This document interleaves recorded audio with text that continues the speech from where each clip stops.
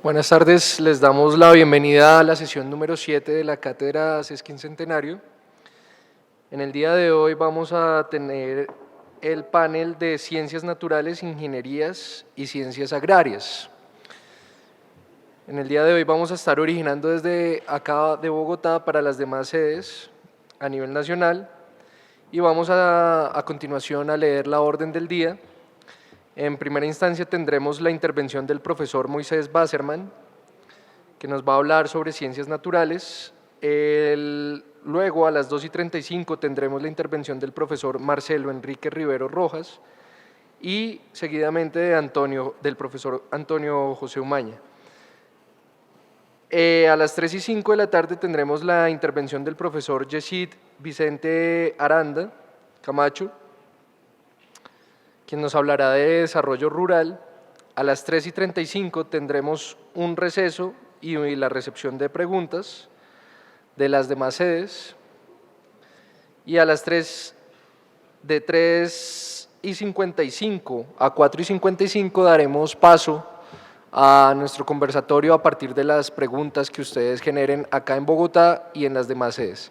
Sean bienvenidos y los dejo en presencia del profesor Basserman, para quien pido un fuerte aplauso.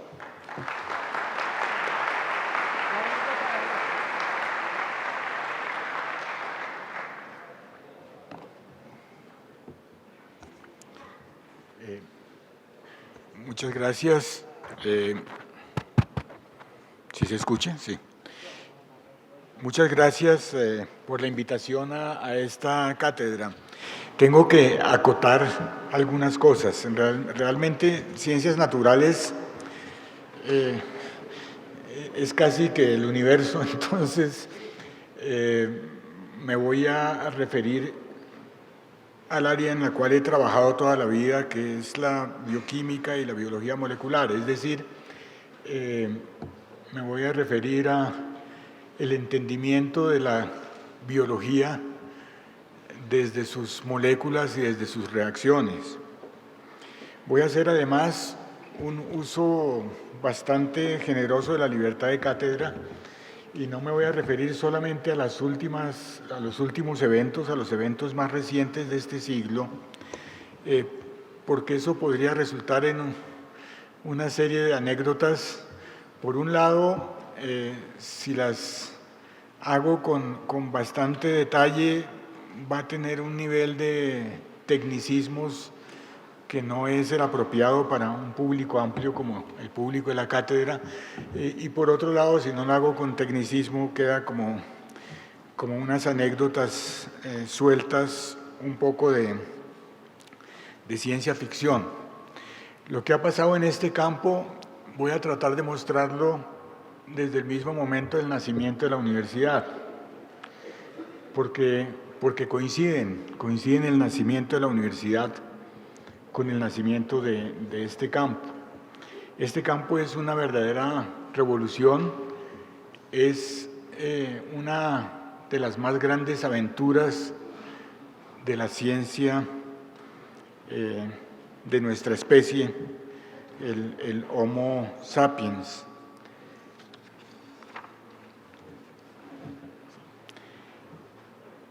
En 1867, el Congreso expidió la ley que creó la Universidad de los Estados Unidos de Colombia, la Universidad Nacional de los Estados Unidos de Colombia, que es la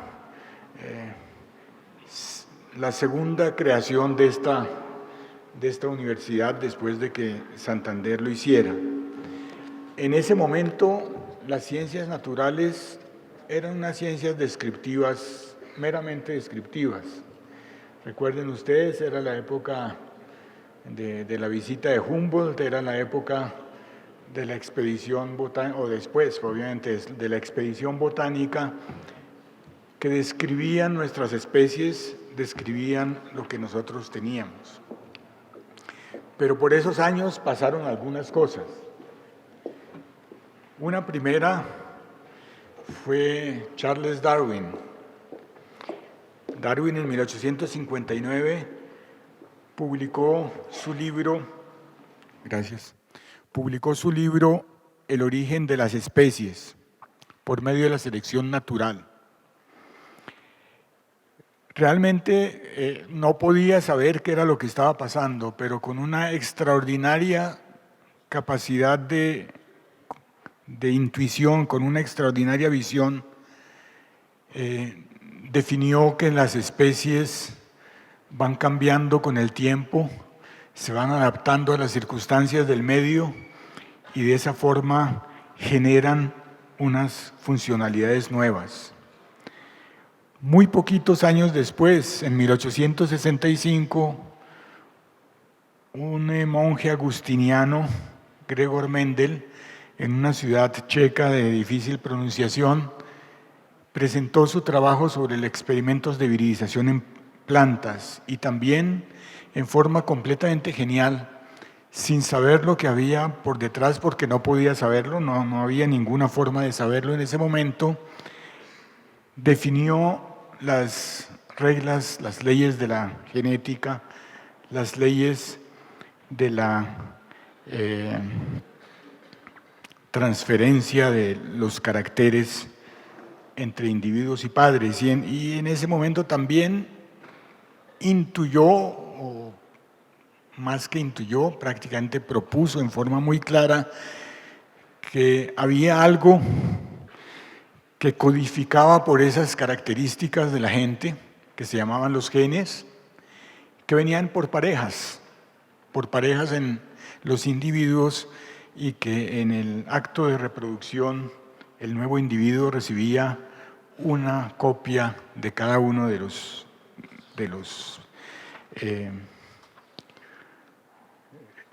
padres. En 1950, es decir, ya hace poquito, el profesor Levin, que fue el químico que describió cómo eran los ácidos nucleicos, es decir, el ADN y el ARN, cómo eran químicamente, de qué estaban compuestos, el azúcar que tenían, el fosfato, la base nitrogenada que tenían.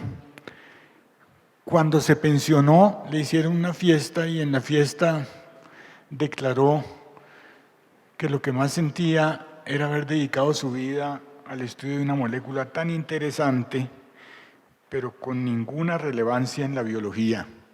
Esa molécula era el ADN, en 1950.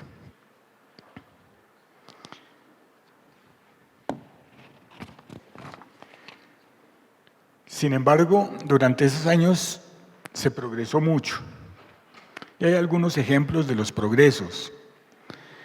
Frederick Griffith en el 28 y Avery en el 44 demostraron que había una bacteria que se llamaba, lo llamaban en aquella época neumococo, hoy en día se conoce como Streptococcus pneumoniae, que era muy benévolo con algunos pacientes, pero muy agresivo con otros. Y descubrieron que las cepas de bacteria benévolas se podían volver agresivas. Y se podían volver agresivas porque adquirían una sustancia de las células agresivas y lograron definir que esa sustancia era el ADN. Entonces, por primera vez sospechan que esos genes misteriosos de Mendel están inscritos en el ADN. Otros progresos, Salvador Luria y Max Delbruck, descubrieron que esa información cambia, esa información tiene pequeños cambios y que esos cambios, que llamaron mutaciones, suceden completamente al azar. Hershey y Chase, estudiando unos virus bacterianos, descubrieron que la forma como el virus infectaba a la bacteria y la ponía a su servicio y a producir nuevos virus era inyectándole un material, y ese material resultó ser nuevamente el ADN. Y también se hicieron estudios muy detallados de topología. Pero realmente la gran revolución llegó el año de 1953, unos pocos años después,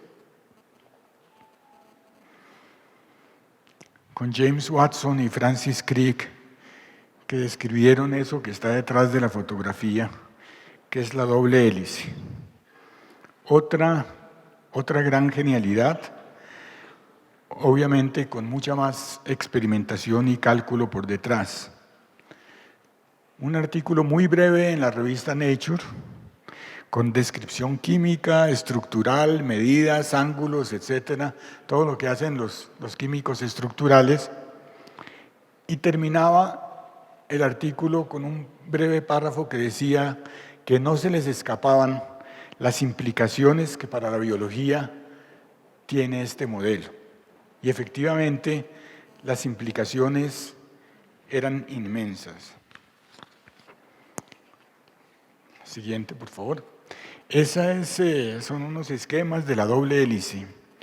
Y la gran implicación de la doble hélice, le voy a decir muy resumidamente, en la figura de la derecha se ve mucho más fácil. La gran implicación de la molécula del ADN es que es una molécula con una alta capacidad informativa.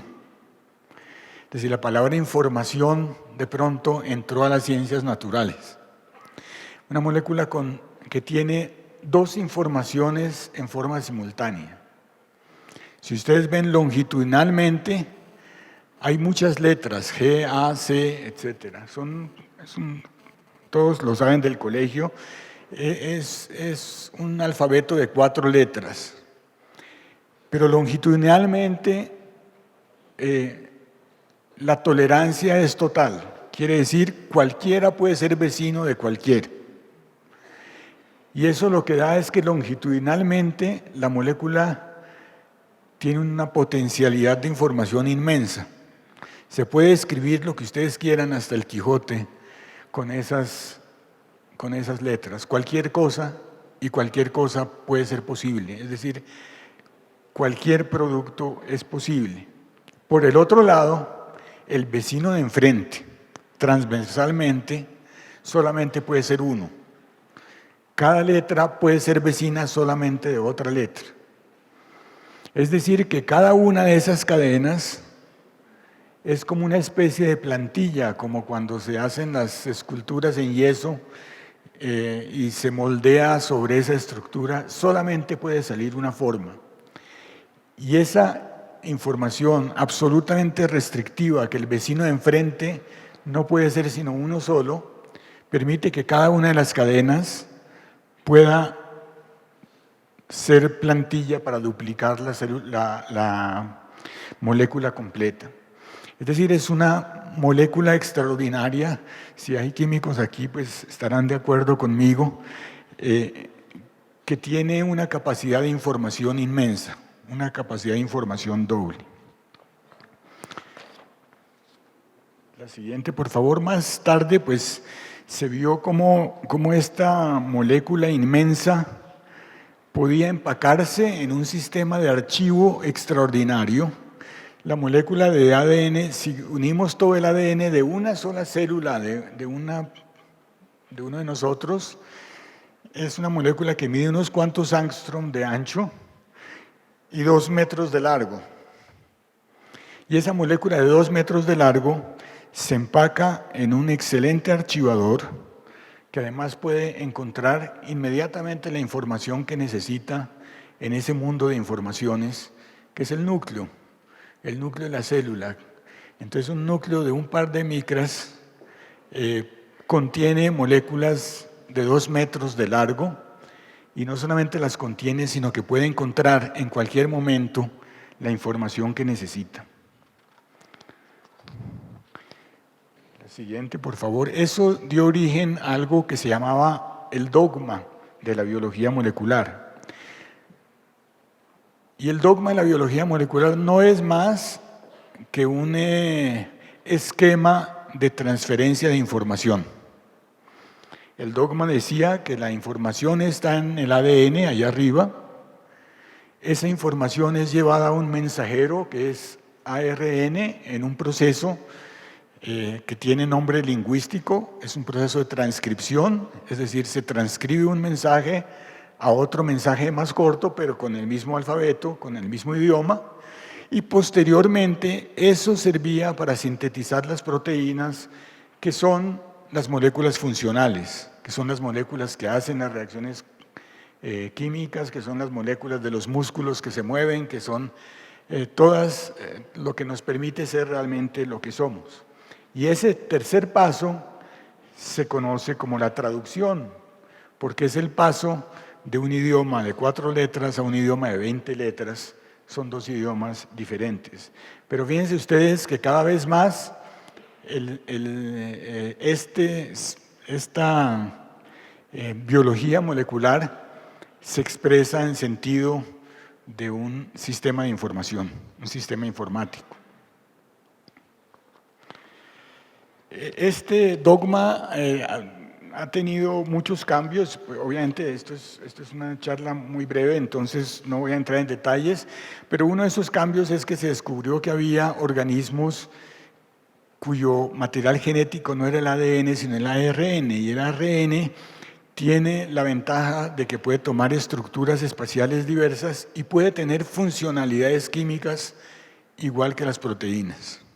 Y de ahí surgió la teoría, que hoy en día es bastante aceptable, de que la vida surgió no con el ADN, sino surgió del ARN, y que posteriormente, por la necesidad de acumular información y por la necesidad de estabilizar la información, se pasó del ARN al ADN. ¿Pero qué dice el mensaje? La pregunta era ¿qué está diciendo ese mensaje? Ya sabemos que hay un mensaje. ¿Qué dice esa información longitudinal? Fue una aventura tal vez parecida a la de Champollion en Egipto, descifrando los jeroglíficos. Pero finalmente varios científicos, Severo Ochoa, Marian Greenberg, Govind Khorana, lograron descifrar lo que dice ese mensaje. Y vieron pues que cada 3 letras se están codificando por un aminoácido para la proteína, etc.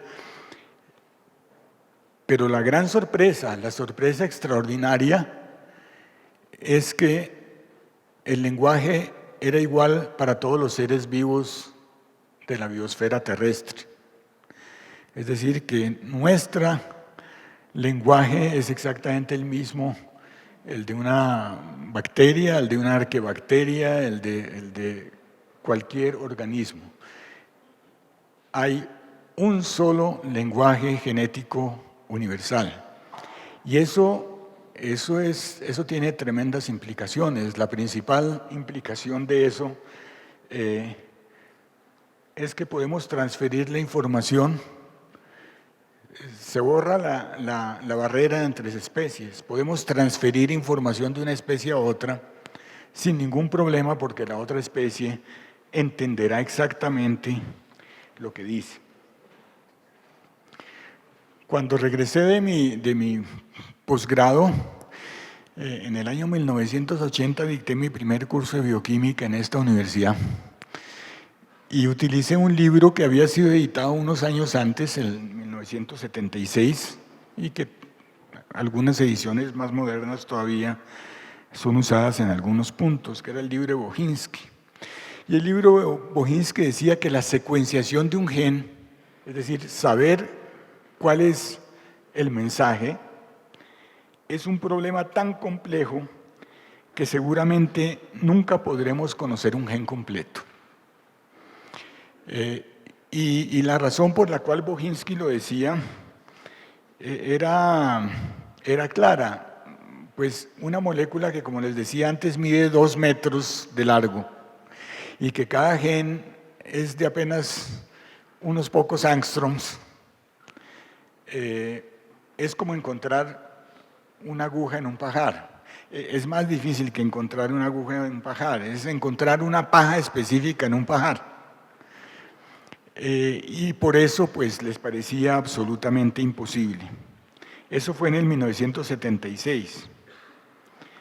Pero estaban sucediendo cosas en ese tiempo.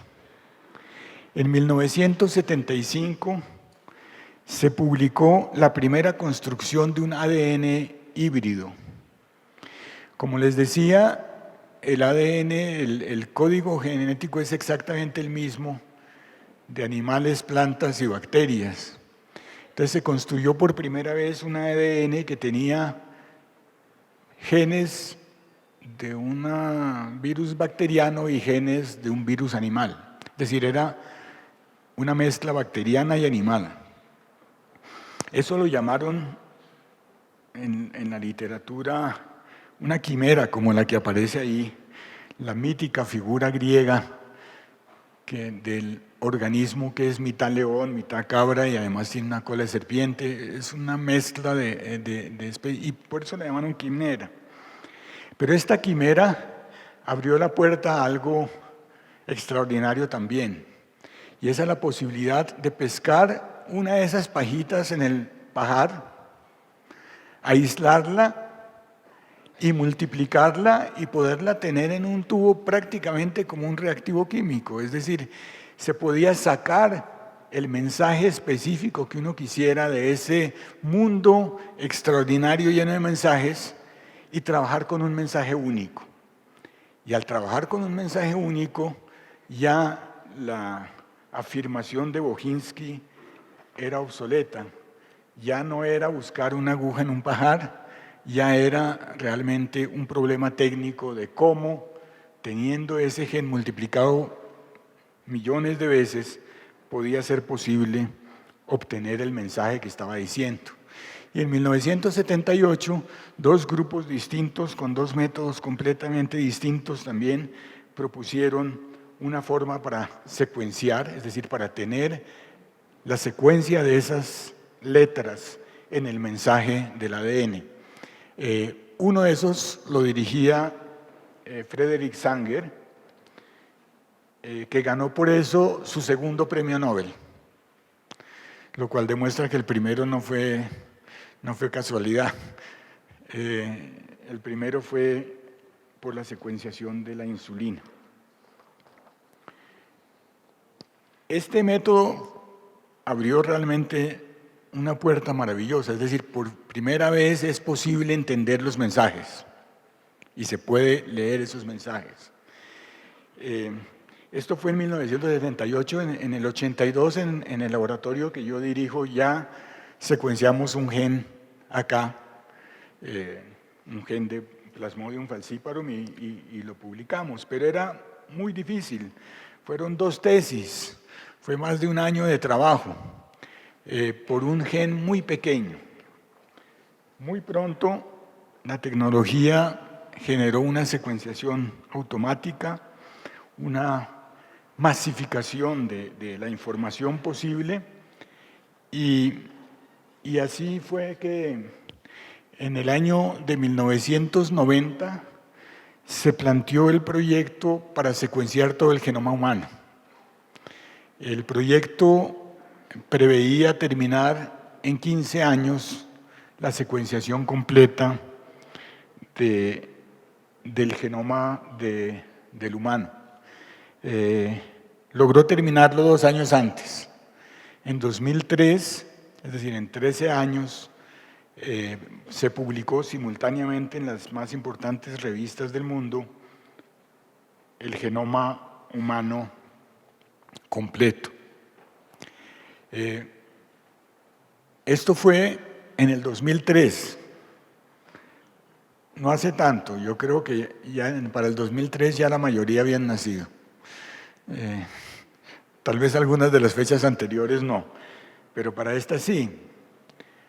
Hoy en día, por una suma que está entre 150 y $200, cada uno de ustedes puede mandar a secuenciar su genoma y recibe los resultados en una semana.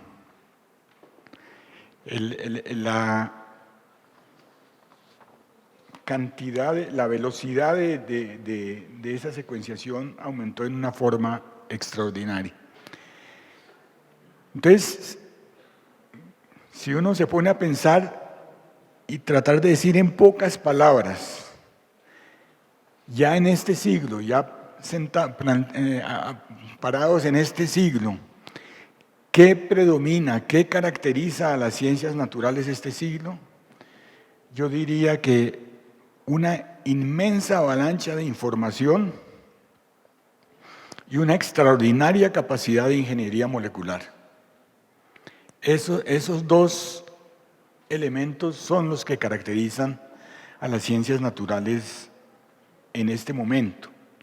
Pareciera que son cosas menores, pareciera que son cosas casi que de archivística, pues una inmensa avalancha de información. Bueno, información en realidad no es conocimiento, es información. Sin embargo, esa avalancha, ese crecimiento cuantitativo, generó cambios cualitativos sumamente importantes. Voy a dar un ejemplo. Las proteínas tienen una estructura espacial muy compleja. Su función depende de esa estructura espacial. Y era imposible, totalmente imposible, predecir esa estructura espacial, incluso conociendo su secuencia. Es un problema matemático tan complejo que ni siquiera los mejores computadores de hoy en día pueden hacer algo de ese tipo. Pero la inmensa cantidad de información que hay, la única forma de hacerlo era con cristalografía de rayos X, que exige una purificación de la proteína y cristalización. Es un proceso muy complejo experimentalmente. Pero la avalancha de información es tal que ya hay en bancos de datos cantidad de proteínas parecidas con sus estructuras. Y entonces el problema se simplificó inmensamente, porque el problema ahora era comparar cosas parecidas y a partir de esa comparación imaginar una estructura. Y hoy en día se puede imaginar estructuras gracias realmente a esa avalancha de información. Y ahora sí, como decía, parados en este siglo, voy a mencionarles algunas de las cosas que parecen de ciencia ficción, pero que ya son realidad y que se deben realmente a esta historia que he contado, a cómo llegamos realmente a poder hacer esa ingeniería molecular que se está haciendo y lograr esa gran cantidad de información. De la avalancha de información tenemos una capacidad de predicción y análisis de funcionalidades desconocidas. Es decir, antes para definir una funcionalidad había que trabajar años, a veces toda una vida, en una sola molécula para describir su funcionalidad. Hoy en día es un proceso tan sumamente rápido que casi que se hace automáticamente. Desarrollo de fármacos sin precedentes, diseño de fármacos. De la situación antigua en que uno trataba de aislar y probar, etcétera, ahora se diseñan a la medida, se pueden diseñar a la medida. Desarrollo de proteínas y enzimas que no existían, nuevamente por diseño. Simplemente conociendo las funcionalidades deseadas y por la información que hay de otras, se puede diseñar cosas nuevas, cosas que no existen en la naturaleza. Terapias específicas, ya se habla de la medicina personalizada, conociendo el genoma de cada persona, conociendo el genoma de cada uno de los organismos patógenos, es posible ya acercarse, y es ya casi una realidad, a una medicina personalizada, a una medicina además predictiva personalizada. La tecnología que definitivamente ha ganado todos los premios de la más novedosa es la que está ya mencionada como terapia génica por edición CRISPR-Cas, que permite editar errores dentro de la célula. Editar errores dentro de la célula de tal forma que se corrigen defectos. Ya hace 2 semanas un equipo chino incluso publicó la corrección de un error en un embrión humano. Ustedes ven CSI, y CSI pues se queda chiquito con respecto a las posibilidades inmensas que abre este campo. Y el manejo poblacional es también algo extraordinario, que se da una cédula que puede tener una información suya completa. El siguiente, por favor. Sobre los productos, tenemos productos extraordinarios también. Plantas transgénicas, resistentes a la plaga, resistentes a la sequía, resistentes a climas extremos, plantas que fijan el nitrógeno para disminuir los abonos químicos, que están enriquecidas con nutrientes como vitaminas o proteínas o aminoácidos esenciales, que producen químicos y fármacos. La mayoría de las vacunas que estamos recibiendo ya no son producidas en bacterias o en virus, sino que son producidas artificialmente en levaduras. Hay limpiadores de contaminación ambiental, los salmones gigantes, que con el mismo trabajo producen el triple. Y la ciencia ficción para allá casi, árboles quimiluminiscentes para el alumbrado público, árboles que durante el día captan la energía solar, la convierten en glucosa y por la noche esa glucosa se convierte en luz. Es posible ya la secuenciación del genoma humano en 1 hora, lo que lo convierte en un instrumento de laboratorio clínico prácticamente.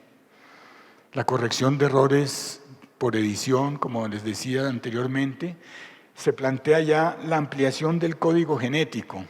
Han logrado 67 nuevas bases que no existían y que pueden ser usadas para un código genético distinto y para inventar cosas que no existen en la naturaleza. Organismos sintéticos.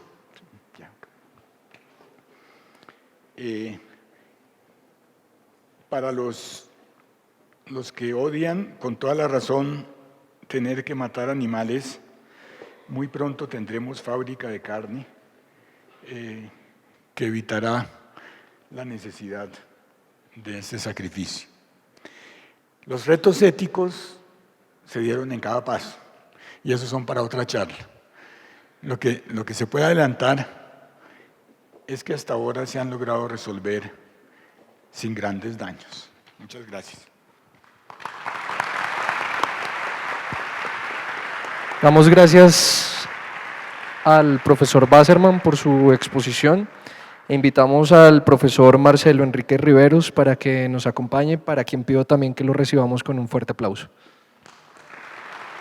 También lo acompañará el profesor Antonio José Mejía Umaña. Muy buenas tardes. Realmente es un honor para el profesor Antonio y para mí poder estar aquí atendiendo la invitación muy amable de la Cátedra Sesquicentenario. Con el profesor Mejía hemos venido trabajando ya hace unos años en algunos temas de historia, especialmente a raíz de los 150 años de la Facultad de Ingeniería, que es un caso muy simpático porque es la mamá, la hija con 6 años más que la mamá, porque la Facultad de Ingeniería, al menos en teoría histórica, es del 61, la universidad es del 67, ya por algunas interpretaciones.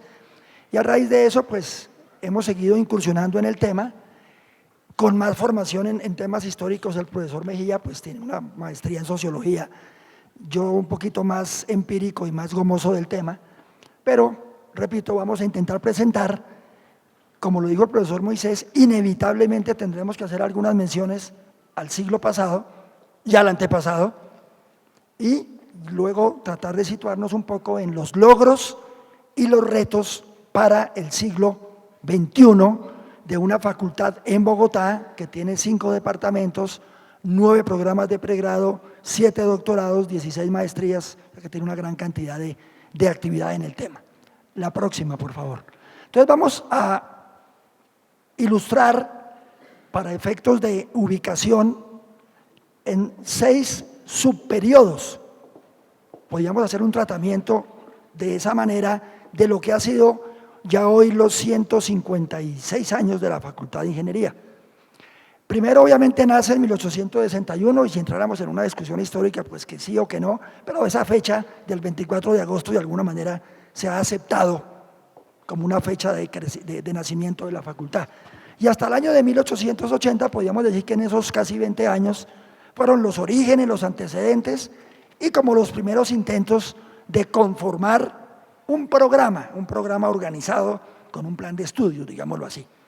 En el año 1880, hasta 1910, de por medio, recuerden, ahí está la guerra de los 1000 días, con algunas dificultades que no impidieron que la facultad continuara trabajando en algunas cosas, por ejemplo, en el Observatorio Astronómico de la mano de Julio Garavito. Digamos que hubo una consolidación académica interna, ya se hizo un poco más de claridad de lo que se perseguía en una ingeniería civil en ese momento, que también había venido de una ingeniería civil y una ingeniería militar. Entre 1910 y 1935, donde tuvimos una regeneración y los dos partidos tradicionales con largos periodos de gobierno, el primer presidente ingeniero, que fue Pedronel Ospina, estuvo allí de 1922 a 1926. Entonces, digamos que a partir de esas circunstancias se da una proyección educativa, tecnológica y económica mucho más fuerte sobre el país como facultad de ingeniería. También ya se había creado en el periodo anterior la Sociedad Colombiana de Ingenieros, que obviamente es un hito muy importante en la historia de la facultad. Del 35 al 60 ya estamos en el campus Ciudad Universitaria, el gobierno de López Pumarejo. Entonces podemos hablar de una facultad que en ese momento era de matemáticas e ingeniería en la ciudad universitaria, con todo lo que implicó ubicarnos físicamente dentro del campus que ustedes conocen. Entre el 60 y el 80, digamos que termina una especie de hegemonía de la ingeniería civil, como pasó en muchas partes. Ya la ingeniería civil, que indudablemente es como la madre de todas las ingenierías, comienza a ser, ¿cómo decirlo?, comienza a ser interpretada desde especializaciones, de especialidades de la ingeniería, y ya comienzan a aparecer en el caso de la facultad y en muchas partes más, las otras, eléctrica, mecánica, agrícola, industrial, sistemas, química, etcétera, etcétera. Eso en Bogotá se da muy fuerte a partir del año 1961, que aparece eléctrica y aparece mecánica. Y del año 80, como por dar un año especial a este momento, la investigación, que se decía que era para los de la Facultad de Ciencias, digámoslo de esa manera, y la ingeniería no se le tomaba como mucha importancia, más como una investigación de poco alcance. En el año 80 se toma ya muy en serio el tema de la investigación, profundamente, vienen los cursos de maestría, aparecen los doctorados, y por eso está en negrilla, porque es lo que va a marcar, digamos, el siglo XXI en cuanto a este tema se refiere. La próxima, por favor. Aló, buenas tardes. Perdón a veces por los problemas de la voz. Entonces, cuando nosotros nos invitaron a hablar de cómo era la facultad en el siglo XXI, qué veíamos de la facultad en el siglo XXI, pues nosotros tomamos ese último periodo al que se refirió el profesor Riveros, porque creemos que realmente el siglo XXI empezó desde ese momento, desde que empezó ese periodo 1980, hasta la actualidad. Realmente, a principios de 1980, la universidad sufrió una crisis muy grande. A mediados de los 80, se puede decir que hubo una gran decisión de la universidad por un rumbo nuevo, y creemos que en ese momento entonces empezó a despejar el camino para tener la universidad que tenemos hoy. Esa universidad, como en todos los demás periodos, ha tratado de responder a ese requerimiento que le hace la sociedad por una universidad que Colombia reclama. Entre las cosas que hubo en los años 80, hubo unos congresos de profesores que se preguntaron, bueno, ¿para dónde va la universidad? Y la consigna de uno de esos congresos de profesores era por la universidad pública que Colombia reclama, por la Universidad Nacional que Colombia reclama. Entonces, en ese momento realmente cuando estudiantes, profesores, trabajadores pensaron en una nueva universidad a partir de los 80, allí nació la universidad que tenemos hoy en el siglo XXI. Los objetivos de la facultad, de pronto ustedes los han oído mencionar: docencia, investigación, extensión. Entonces, cuando el país le pide a la Universidad Nacional esa nueva universidad que se necesita para el siglo XXI, realmente nos está pidiendo en las tres áreas que hagamos cosas muy interesantes, muy novedosas. Y pues a eso ha respondido la universidad.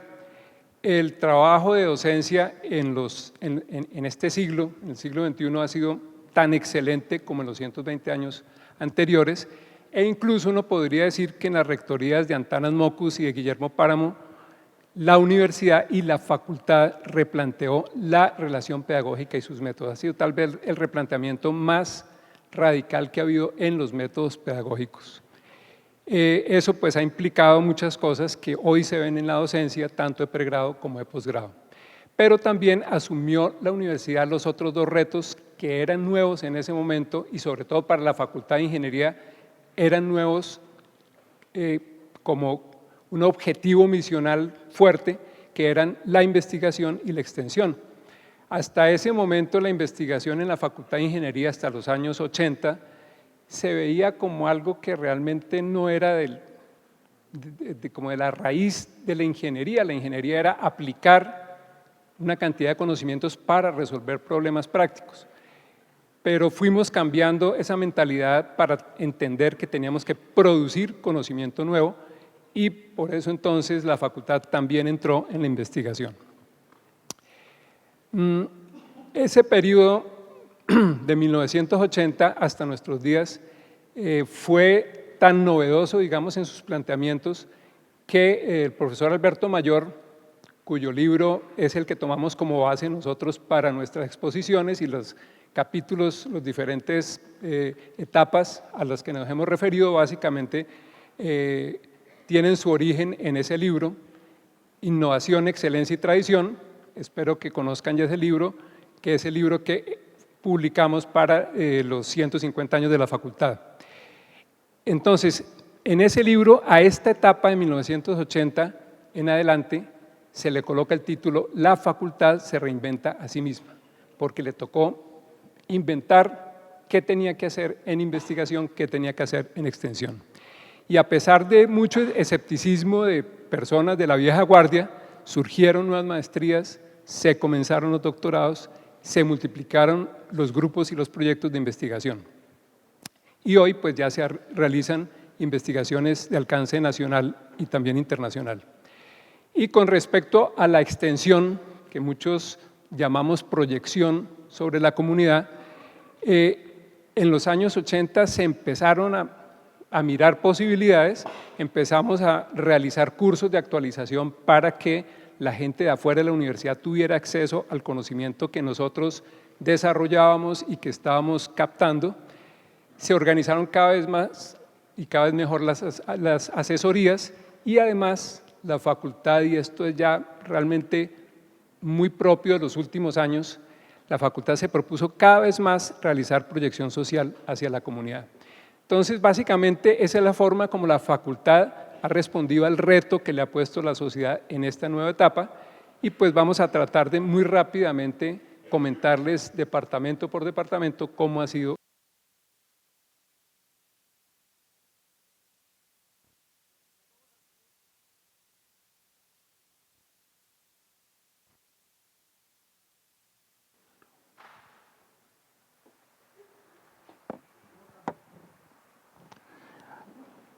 A intentar hacer un recorrido muy rápido por los departamentos. Tenemos 5 departamentos que agrupan, digámoslo, las 9 carreras de pregrado. Civil y agrícola.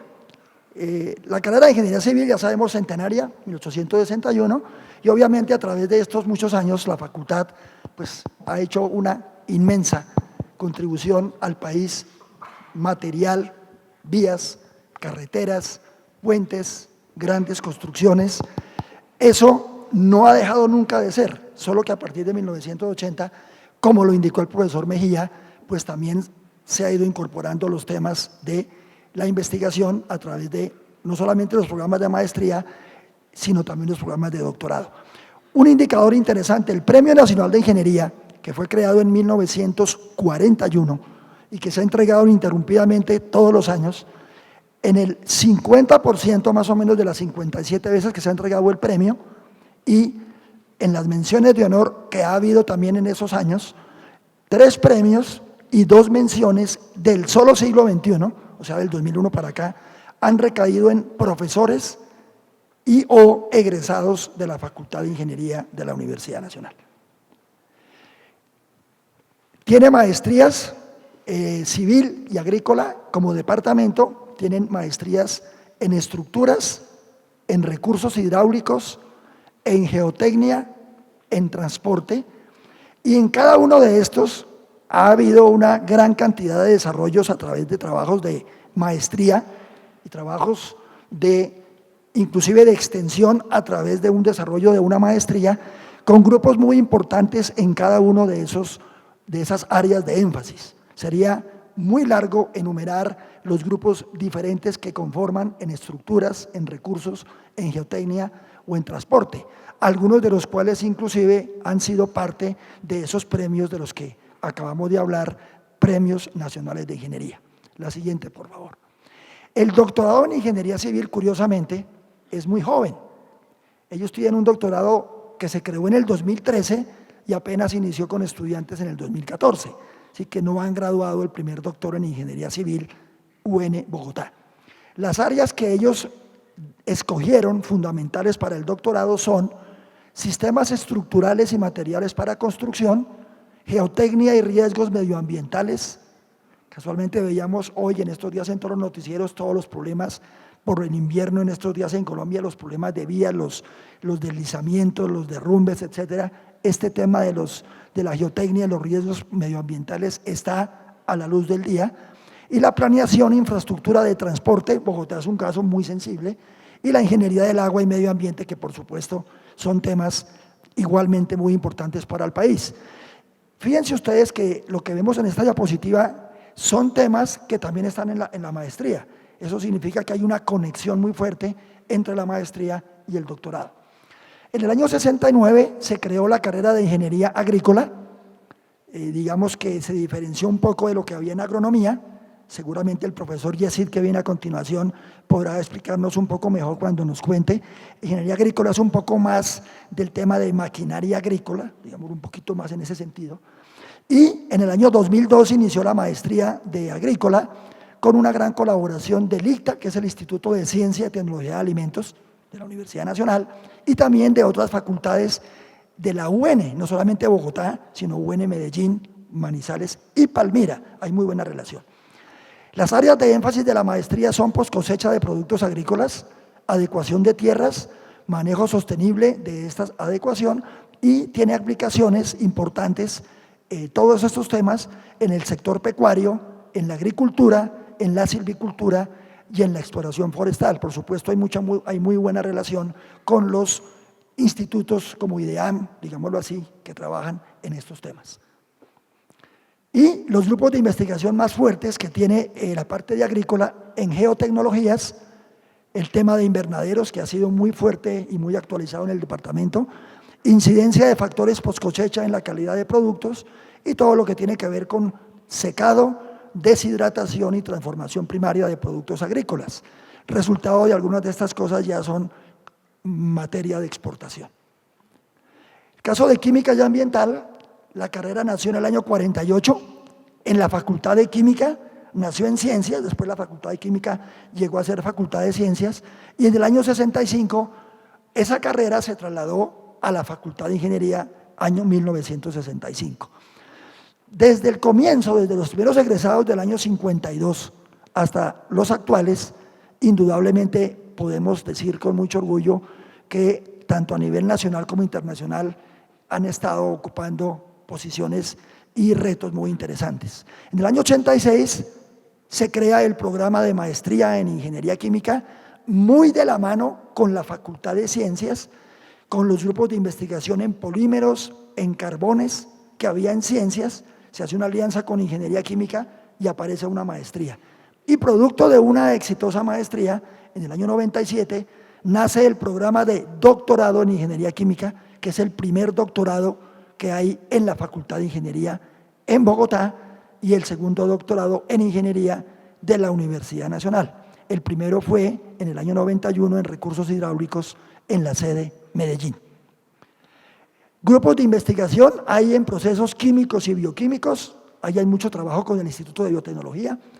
Biotecnología y procesos, productos aplicados a la agricultura a través de la biotecnología. Se han obtenido algunas patentes, un par de patentes en los últimos 3 años sobre tema de biodiesel, aplicaciones de biología molecular, algo ya nos comentó el profesor Wasserman, y hay un tema interesante que se trabaja con el profesor Montenegro del Departamento de Biología en el tema de microalgas, combustibles y energía. Hay un grupo de investigación en materiales, catálisis y medio ambiente, que tiene que ver con catálisis ambiental, tema de degradación y mineralización de contaminantes, por ejemplo, las cenizas que se producen en las termoeléctricas. Hoy hay un trabajo con la termoeléctrica Martín del Corral en Zipaquirá para aprovechar las cenizas. Materiales avanzados, ejemplo el grafeno, y todo lo que tiene que ver con los nanomateriales, ejemplo las pinturas fotocatalíticas que se pueden autolimpiar y energías mucho más eficientes, por ejemplo a través de nanotubos o nanopartículas. La que sigue. Y finalmente, en el año 2008, la maestría de Ingeniería Ambiental, que estaba en civil, pasó a formar parte, a estar a cargo del Departamento de Ingeniería Química y Ambiental, y ahí se han formado 2 grupos muy fuertes. El grupo de investigación en residuos y el grupo de calidad del aire, que han venido diseñando nuevas tecnologías. Calidad del aire, Bogotá ha aprovechado muy bien lo que ha producido este grupo de investigación, aguas residuales, y además se ha trabajado en el tema de políticas y normativas ambientales. Hoy día la Secretaría de Medio Ambiente del Distrito ha producido algunas resoluciones sobre aire, sobre bombillas, con base en estudios hechos en la maestría de Ingeniería Ambiental. La que continúa. Bueno, ya esto lo había mencionado, ahí está, gases de efecto invernadero. Y otra cosa muy interesante es que el Departamento de Ingeniería Química y Ambiental, a través de la maestría y el doctorado, ha venido participando en los informes nacionales. Casualmente hace 15 días hubo la presentación del 2014-2015, el Informe Nacional de Generación y Manejo de Residuos Peligrosos y de los famosos PCBs, que son los bifenilos policlorados, que tienen que ver con un problema cancerígeno, sobre todo por el uso de estas sustancias en los transformadores. La que continúa. Gracias. Bien, muy rápidamente hablaré de los 3 departamentos que siguen. Quiero simplemente mencionarles que en cada departamento tenemos carreras, unas muy antiguas, otras menos antiguas, es decir, no es parejo. Por lo tanto, las diferentes carreras, los diferentes departamentos no siempre muestran la facilidad para sus diferentes realizaciones. Por ejemplo, eléctrica empezó en 1961, mientras que electrónica empezó en el 97. Eléctrica pues ha tenido más tiempo de fortalecer sus grupos de investigación desde los años 80, tanto así que en el 2005 el profesor Francisco Román de Eléctrica ganó el Premio Nacional de Ciencia de la Fundación Alejandro Ángel Escobar, y en el 2006 ya se pudo hacer el doctorado en Ingeniería Eléctrica.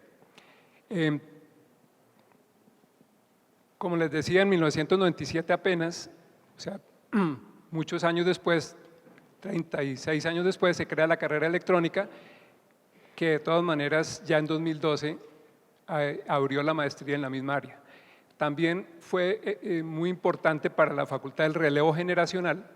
Los profesores entrantes empiezan a crear proyectos de investigación y además empiezan a ser más sensibles a la proyección social necesaria, y en este momento profesores de electrónica están haciendo trabajos en varias localidades de Bogotá y en algunas poblaciones de Cundinamarca. En el Departamento de Industrial y Sistemas, es muy nuevo, Ingeniería de Sistemas es de 1978, Industrial es todavía más reciente, el año 2000. Los egresados de Ingeniería de Sistemas, que empezó con mucha dificultad, hoy compiten pues muy bien a nivel mundial en programación, y ya en 2006 pudieron crear su programa de doctorado. Tienen una investigación muy importante, Prueba de ello, por ejemplo, la patente del profesor Fabio González en Estados Unidos en asociación con Case Western University, que es básicamente para algoritmos de manejo de imágenes para detectar cáncer en tejidos pues, sospechosos.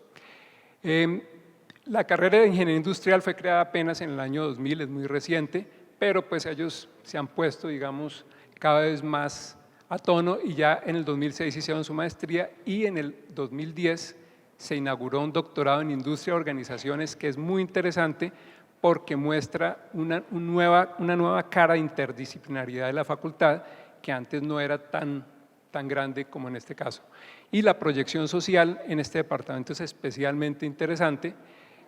Por ejemplo, hay un núcleo de estudiantes de maestría y doctorado que formaron un grupo que se llama Ingenio Sin Frontera, el cual ese grupo se encarga de una cátedra, la cátedra CTS, y trabaja en muchas localidades de Bogotá. Finalmente, el Departamento de Mecánica y Mecatrónica, pues también tiene esa disparidad. Mecánica fue creado en el 61, mientras que Mecatrónica fue la última carrera creada en el 2001. En 1984 se creó una maestría de materiales y procesos y en el 2005 comenzó ya el doctorado en Ciencia y Tecnología de Materiales. Vemos en el siguiente pues, los grupos de investigación en mecánica y mecatrónica, no voy a entrar en detalle pues, porque ya se nos acaba el tiempo. Y simplemente quiero agregar que los retos de la facultad que tenemos de aquí en adelante pues, son muy grandes. Es necesario que profundicemos cada vez en las relaciones internacionales, pero a la vez cada vez más necesario un mayor acercamiento a las comunidades regionales y nacionales, sobre todo ante las necesidades de reconciliación nacional. Esos retos incluyen, por ejemplo, empezar a pensar en seguridad alimentaria, vivienda digna, calidad y cantidad de agua, vías y transporte, acceso a la energía. Son tantos los temas que realmente el reto es inmenso, pero pues lo vamos a asumir porque sabemos que el país pues, espera mucho de nosotros. Muchas gracias.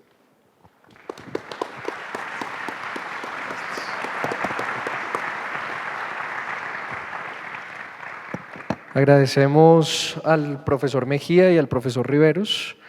Les pido que por favor recibamos con un fuerte aplauso al profesor Yesid Vicente Aranda, quien nos va a hablar de la gestión y el desarrollo rural. Bueno, buenas tardes, muchas gracias por la invitación y voy a tratar de, en este tiempo, presentarles algo de lo que es mi casa, en Facultad de Ciencias Agrarias de la Universidad Nacional. Antes de hacer historia o presentar la historia, una historia reciente en la sede de Bogotá de las Ciencias Agrarias, como mencionaba el doctor Wasserman, desde un inicio de la Universidad Nacional hacia 1867 ya hay antecedentes que la Escuela de Agricultura existía en otras sedes, más no en la sede de Bogotá. Básicamente, cuando llegamos acá a analizar la evolución de la agricultura, bueno, de la Facultad de Ciencias Agrarias, hoy Ciencias Agrarias, antes Agronomía, en la sede de Bogotá, me toca remontarme tan solo hasta 1964, donde formalmente se crea la Facultad de Ciencias Agrarias. No sin antes decir, como les decía, que existían escuelas de agricultura en las otras sedes, en la sede de Palmira, en la sede de Medellín. Hablar de ciencias agrarias es todo un mundo. Como presentaba el doctor Wasserman, nosotros hacemos parte de la ciencia y nos dedicamos básicamente a estudiar todos aquellos seres vivos, plantas especialmente, con las cuales podemos producir alimentos y materias primas para la satisfacción de las necesidades humanas. Si uno hace rápidamente una mirada en el tesauro de la UNESCO, podemos ver que las ciencias agrarias la conforma la agronomía, hay economía sectorial, entre otras también está la horticultura y la fitopatología. Sin embargo, pues cada una de estas disciplinas encuentra coherencia y sinergia para conformar lo que hoy por hoy es las ciencias agrarias. Ustedes saben que la agricultura es tal vez la revolución más importante que presenta el hombre moderno. Data de hace 14.000 millones de años y tiempo en el cual se pasa de ser neandertal a Homo sapiens. Y en ese sentido, en la Facultad de Ciencias Agrarias se reconoce en la agricultura, la agricultura como una actividad que es trascendentalmente humana, con una función social que es forjadora de civilización y esencial para la supervivencia y el bienestar de la humanidad. En ese sentido, cuando hablamos de ciencias agrarias y de agricultura, en nuestras condiciones reconocemos que, dada la naturaleza tropical de donde desarrollamos esa actividad, es una actividad muy compleja. Yo recuerdo cuando estaba en primer semestre, me sentaba en una clase y había un profesor que me decía: chicos, ustedes escogieron la carrera más bonita del mundo porque en sus hombros está la responsabilidad de alimentar al mundo. Pero a su vez nos decía también, pero cuidado porque es una de esas actividades en las cuales se enfrentan a mayor cantidad de riesgos. Y esa es la agricultura y esa es la ingeniería agronómica. Es una ciencia que de una u otra forma lo que busca es contribuir al bienestar de la sociedad por medio de la producción de alimentos. En ese sentido, lo que podemos decir nosotros es que las ciencias agrarias también se interesa en indagar acerca de la riqueza y la diversidad genética que existe en nuestros ecosistemas y más en la zona donde estamos. Y a partir de eso, pues intentamos estudiar sistemas de producción. Básicamente, cuando hablamos de sistema de producción, también reconocemos que como actividad humana existen diferentes intereses por parte de los actores que participan en el desarrollo de esta actividad y en función de la sociedad, de los sectores de la sociedad. La Facultad de Ciencias Agrarias hoy por hoy tiene una misión y esa misión se refleja en algunos de los aspectos que he resaltado de esa definición. Lo que buscamos nosotros es preservar, asimilar y desarrollar el conocimiento agronómico universal por medio del enriquecimiento de recursos científicos, tecnológicos, culturales y ambientales. ¿Y qué buscamos hacer? Pues transformar el sector agrario, la sociedad rural, el Estado y la universidad. Como misión de la universidad, recientemente hemos estado en un ejercicio de direccionamiento estratégico y reconocemos que hoy por hoy somos reconocidos a nivel de Latinoamérica y que buscamos seguir nuestro posicionamiento institucional avanzando en los fines misionales de la universidad de docencia, investigación y extensión. Lo principal y el principal aporte, nos hacían esa pregunta cuando preparábamos esta charla, era cuál ha sido el principal aporte de la Facultad de Ciencias Agrarias. Y en consulta con los profesores de la facultad, decíamos que definitivamente es una facultad cuyo principal aporte es formar talento humano para soportar el desarrollo de la producción agraria en el país. En ese sentido, buscamos también que nuestra misión logre generar una serie de directrices para el sector agrario nacional, pero de una manera importante mediante el desarrollo de una serie de sinergias con la comunidad académica global, nacional y local, y sin desconocer todo el tema de los vínculos que tenemos que tener con los sectores productivos e institucionales. También buscamos impactar en esos agroecosistemas en los cuales desarrollamos la producción agraria y los territorios y pretendemos generar capacidades humanas para que en los propios territorios y en los sistemas agrarios existan capacidades de innovación y emprendimiento. Pero somos conscientes que hoy por hoy la sociedad nos exige cada día más hacer ejercicios de rescate del saber hacer local. Esa es tal vez la principal transformación de la facultad en los últimos años. Estamos metidos en investigaciones, desarrollando investigaciones de trabajo con la propia sociedad civil. Hablamos de gestión social del conocimiento, en la cual lo que buscamos es valorizar esos recursos típicos y tradicionales relacionados con la alimentación y la adopción de tecnologías para la frontera del conocimiento. Y finalmente lo que podemos decir en términos de la visión que perseguimos nosotros es que comprendemos que los problemas de la producción agraria nacional requieren aportar elementos para garantizar la seguridad alimentaria, siendo conscientes de los retos ambientales a los que nos enfrentamos y de una u otra forma las necesidades específicas de nuestra sociedad. Y no solo de la sociedad, sino de aquellos territorios donde se desarrolla la actividad agraria. En ese sentido, la facultad recientemente ha tenido una reestructuración. En el año 2003 volvemos a conformar departamentos, habían desaparecido en la década de los años 90 y hoy por hoy digamos que tenemos 3 unidades básicas académicas. La primera unidad básica académica es el Departamento de Agronomía, el otro es el Departamento de Desarrollo Rural y la tercera unidad académica básica es el Centro de Investigación y Extensión Rural. En las dos primeras, en la Facultad en el Departamento de Ciencias Agrarias, en el área curricular, nosotros tenemos el pregrado de Ingeniería Agronómica, tenemos un programa de doctorado en Ciencias Agrarias que se oferta desde el año 95, una maestría en Ciencias Agrarias que comienza a funcionar en el año 67 de la mano con el ICA, con el Instituto Colombiano Agropecuario, y que ya pasa a ser de responsabilidad absoluta de la Facultad de Ciencias Agrarias desde el año 1986. Recientemente, hacia finales en el año 97, se crea una maestría en geomática y una especialización en cultivos perennes a inicios de esta década. Esa maestría de Ciencias Agrarias engloba 10 líneas de énfasis, las cuales posteriormente les voy a comentar. También tenemos el área de desarrollo rural, el área curricular de desarrollo rural, la cual administra el doctorado en agroecología, que se crea en el año 2009, y tenemos una recién creada maestría en gestión y desarrollo rural, que retoma una especialización en desarrollo rural y una línea y 2 líneas de profundización que antes estaban en la maestría en Ciencias Agrarias, una en desarrollo rural y la otra en desarrollo empresarial agrario. Finalmente está el área curricular de agroindustria. Esta área curricular de agroindustria se vincula al desarrollo de la maestría en Ciencia y Tecnología de Alimentos, la especialización en Ciencia y Tecnología de Alimentos y el recién creado doctorado en Ciencia y Tecnología de Alimentos.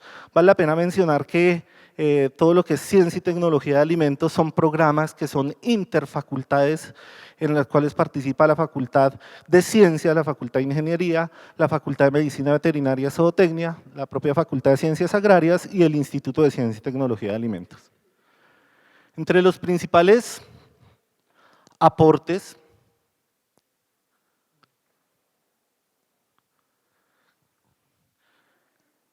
¿qué hacemos en la Facultad de Ciencias Agrarias? En la Facultad de Ciencias Agrarias todos estos programas los soporta actualmente en 11 grupos de investigación que se encuentran reconocidos y clasificados por Colciencias. Esto para mí es historia reciente.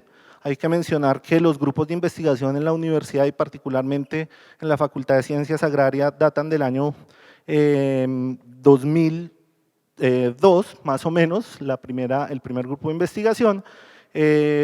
No sin ello, eso no quiere decir que antes no se hiciera investigación. Ya voy a pasar a comentarles cuáles han sido los principales aportes. Tiene 3 grupos categorizados como A1, el de horticultura, manejo integrado de plagas y genética de rasgos de interés agronómicos en plantas. Tiene 2 grupos A, el de desarrollo sostenible y gestión ambiental, el grupo de investigación en papa. Tiene 2 grupos B, el del grupo de investigación en gestión y desarrollo rural, el de recursos genéticos de plantas medicinales, y 3 grupos C, el de sistemática de insectos, el de agricultura, ambiente y sociedad, y el de agrobiodiversidad y biotecnología. Al igual que un grupo que es reconocido es el de sistemas integrales de producción agrícola y forestal. Voy a pasar a comentarles, a mi juicio, cuáles han sido los principales aportes que ha hecho la Facultad de Ciencias Agrarias al conocimiento agronómico nacional. Y me he permitido hacerlo por áreas disciplinares dentro de las ciencias agronómicas como tal. En términos del fitomejoramiento, podemos rescatar todo el aporte que se realizó entre el año 65, la creación de la facultad, y el año 85, en la selección y mejoramiento de variedades de cereales. Posteriormente, en el año 90, empieza un fuerte trabajo en el mejoramiento genético de papa. Actualmente la Universidad Nacional de Colombia ha liberado 19 materiales, 6 de ellos de papas tuberosum, que son las papas de año, y 13 variedades de Solanum purea. Son trabajos que han venido evolucionando y dando respuesta a las necesidades de los productores. En general, estas variedades liberadas presentan tolerancia y y resistencia a algunos de los patógenos principales que afectan este cultivo, además de mejor productividad, rendimiento, y en los últimos años se han liberado especialmente 3 materiales que los llamamos las papas más nutritivas. Es decir, están incorporando ya, y no solo se tienen en cuenta elementos agronómicos para el mejoramiento vegetal de estos materiales, sino que se están teniendo en cuenta elementos nutricionales a fin de aportar a la solución de problemas de la sociedad. También podemos mencionar la selección y el manejo de leguminosas. En ese sentido, desde el año 2000 a la fecha se han liberado 7 materiales de frijol, 7 variedades de arveja. Generalmente son variedades, como les digo, que buscan mejorar características agronómicas, de porte, productividad, además de resistencia a algunos de los patógenos que los afectan y biofortificación de esos materiales. En el área de fitopatología quiero destacar 3 elementos fundamentales. El primero es, entre el año 75 a la fecha se ha desarrollado fuertemente la investigación alrededor del manejo de enfermedades en flores de corte. Ahí destacan trabajos de profesores que han aportado en términos del manejo, pues del estudio y el manejo de estos patógenos del mildeо velloso, mildeо polvoso y botritis en flores. También existe un trabajo muy importante en el manejo de enfermedades en cacao, principalmente de escoba de bruja, realizado por un profesor entre el año 80 y 85 y que es merecedor también de un premio Alejandro Escobar. Para mencionar también, creo que la fitopatología ha aportado bastante al manejo de enfermedades en banano y plátano, principalmente de los 2 patógenos que atacan fuertemente este producto en las condiciones nacionales. En el área de sistemas de producción, creo que se puede destacar los trabajos que ha realizado la facultad en términos de los sistemas de producción de frutales promisorios. Entre esos está Uchuva, Feijoa, Agrácipas y Floráceas, entre el 95 a la fecha. Recientemente el profesor Gerald Fischer es reconocido por Colciencias como ser un investigador emérito, principalmente por su aporte en el desarrollo del área de la Uchuva y la Feijoa en el país. También se ha participado o se ha aportado a los sistemas de producción de arroz y eso pasa por todo un trabajo en términos del manejo de malezas y el manejo del sistema productivo en general. Otro aporte fundamental ha sido el que la facultad ha realizado en términos del sistema productivo de flores de corte bajo cubierta. En ese sentido hay avances en términos del manejo nutricional, en el desarrollo de manejo del suelo, de producción sin suelo, bajo cubierta y recientemente en trabajos de huella de carbono y huella hídrica, ¿no? También ha tenido aportes interesantes para el manejo de la producción de sistemas de aromáticas desde el año 95 hasta la fecha y finalmente pues es de destacar el aporte a los sistemas de producción de cultivos perennes, de la cual tenemos una especialización actualmente que ha ido de la mano con los gremios, con los sectores involucrados y hemos contribuido al mejoramiento de los sistemas de palma de aceite, banano, plátano, caucho y cacao. En el área de suelos, aguas, clima y geomática, es la parte de mayor ingeniería de nuestra facultad, la de Ciencias Agrarias. Yo destaco el tema de los avances y los estudios en cartografía, estudios en la génesis y propiedades del suelo, desde el año 65 hasta la fecha. Hay todo un aporte en el manejo espacial y temporal de plagas, suelos y enfermedades para la agricultura, donde desde el año 2000 a la fecha ha habido importantes aportes en términos de la agricultura de precisión, específicamente en el manejo por sitio de la agricultura. En ese sentido también podemos decir que en esta área hemos contribuido a dar lineamientos y a generar todo el tema de las metodologías para hacer ordenamiento productivo del territorio a escala general y a escala semidetallada, buscando con esto contribuir al ordenamiento productivo de los territorios rurales. También recientemente se avanzó en el término de la construcción de la ley del recurso suelo en Colombia. Se viene avanzando desde el 2005 también en la calibración y desarrollo de modelos climáticos y de destacar en esta área, el profesor Roberto Villalobos tiene 2 patentes en instrumentos de medición de suelo, un tensiómetro doble y una inyectora Unidrench para el manejo de riego. Estos trabajos son muy importantes en términos de la contribución que ha realizado específicamente al manejo de flores de corte. En el área de desarrollo, de economía y desarrollo rural, he destacado estos 5 elementos. Lo primero es el trabajo que realizaron los profesores del Departamento de Desarrollo Rural entre el año 83 y 89 en el denominado Proyecto de Transferencia de Tecnologías en USME, el cual sienta las bases para la generación de la Ley 99 del 93, la cual habla de la asistencia técnica agropecuaria.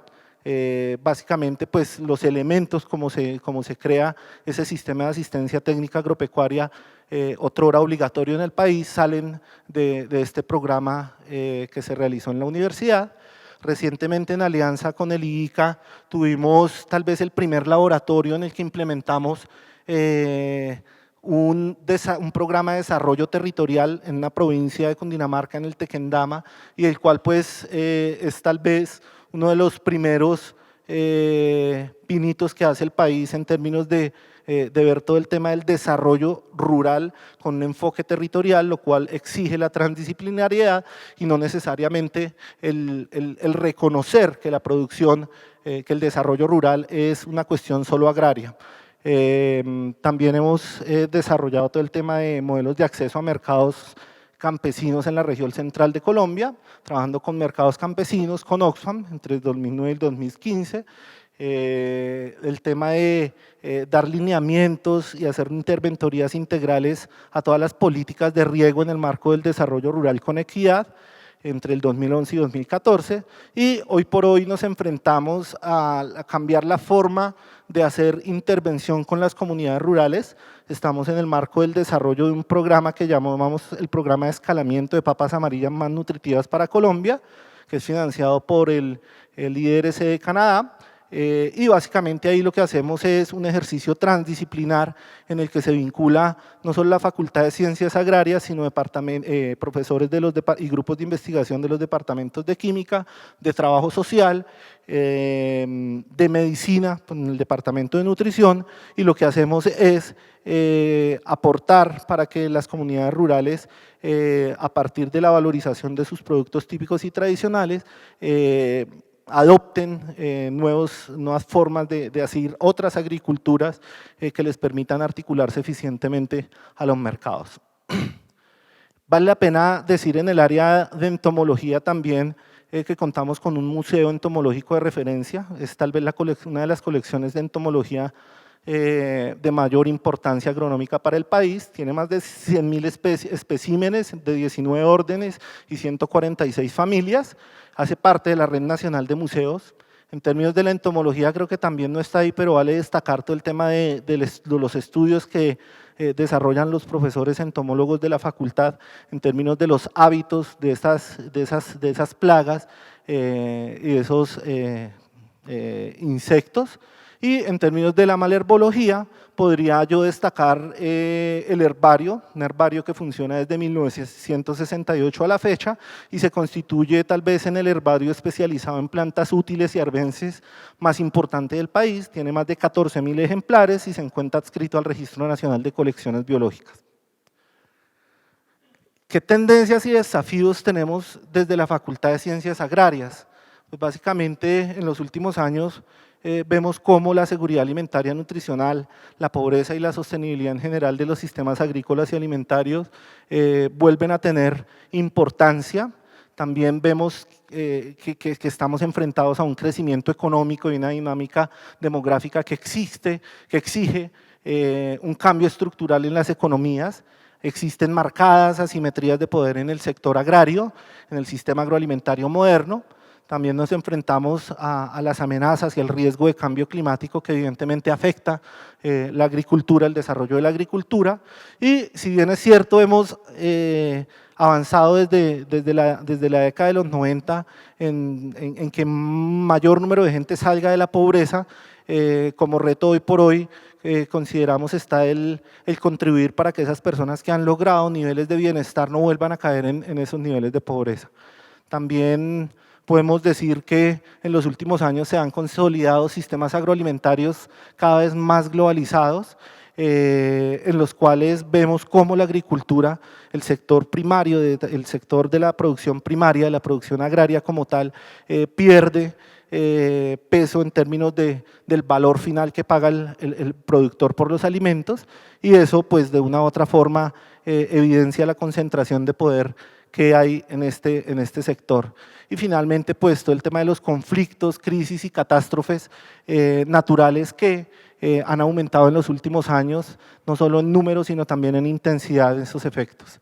En ese sentido, creo que los desafíos para la Facultad de Ciencias Agrarias siguen siendo el contribuir a erradicar la pobreza extrema y evitar que esas personas vulnerables vuelvan a caer en ella.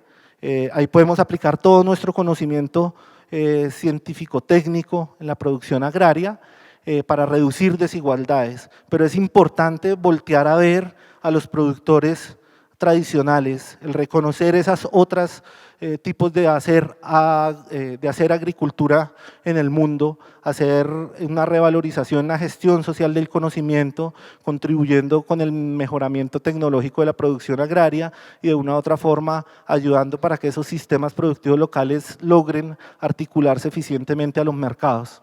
El desarrollo rural consideramos que debe ir más allá de la agricultura y en ese sentido consideramos que debemos avanzar en estrechar vínculos urbano-rurales, en proponer alternativas para que los productores agrarios se articulen eficientemente al sistema agroalimentario, buscar la competitividad del sector agrario, porque hoy por hoy hablamos del desarrollo agrícola en condiciones de la globalización. En ese sentido creo que algunos de los retos que nos plantea el posacuerdo para nosotros es fortalecer esos sistemas agroalimentarios localizados, permitir o aportar a la generación de valor, agregar valor a la producción local, pero en los propios territorios de donde vienen esas materias primas, con el fin de contribuir a la diversificación de los ingresos de esos productores agrarios, de esas personas que nuevamente se están reincorporando a la vida civil. También consideramos importante el replantearnos los sistemas alimentarios y en especial la gobernanza al interior de esos sistemas agroalimentarios. En ese sentido, consideramos que es necesario fortalecer las capacidades de los actores locales para que ellos participen efectivamente en la toma de decisiones en sus propios territorios, eso es lo que llamamos modelos de desarrollo endógeno. También todo el tema de la planificación y el ordenamiento territorial a partir del reconocimiento de los recursos específicos con que cuentan esos territorios y de las dinámicas territoriales que se establecen entre los diferentes actores que comparten y forman el territorio, y en especial esa nueva planificación de esos territorios tiene que ser muy consciente con el riesgo y la amenaza que enfrentamos por el cambio climático en la actualidad. Finalmente, considero que desde la facultad podemos seguir aportando al desarrollo sostenible de los territorios rurales y en ese sentido hay que buscar un desarrollo que sea equilibrado, eficiente en términos económicos, sostenible en términos ambientales, pero principalmente que logre garantizar el hecho de que hacemos un adecuado uso de los recursos naturales para el desarrollo de la actividad agraria. Muchas gracias. Muchas gracias.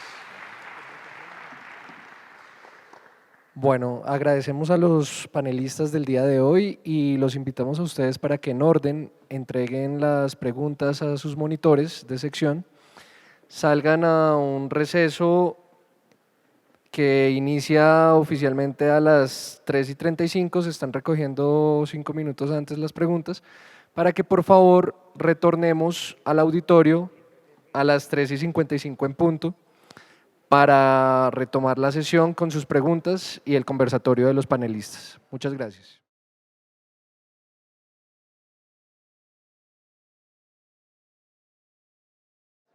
Buenas tardes, por favor los invitamos a que ocupen sus lugares de acuerdo con la ubicación de sus escarapelas. En este momento damos retorno al inicio de la sesión del día de hoy Vamos a proseguir con la formulación de las preguntas que ustedes realizaron a los profesores, moderadas por el profesor Jorge Enrique González, coordinador de la cátedra en la sede de Bogotá. Por favor, ubiquémonos en silencio y damos paso a la sesión de preguntas y el debate. Buenas tardes para todas, todos. Tenemos una primera pregunta dirigida al profesor Aranda. ¿Cómo aporta la Facultad de Ciencias Agrarias a la sustitución de cultivos y al desarrollo agrario en el marco del post-conflicto? Bueno, yo creo que ese es uno de los principales retos que tenemos en la facultad. ¿Qué ha aportado? Ha aportado desde el plante, hay profesores de la Facultad de Ciencias Agrarias que trabajan con sistemas de producción y en términos de todo el tema de Pronata, desde la época de Pronata, trabajando en modelación y sistemas de producción utilizando productos tradicionales es algo que se ha venido haciendo.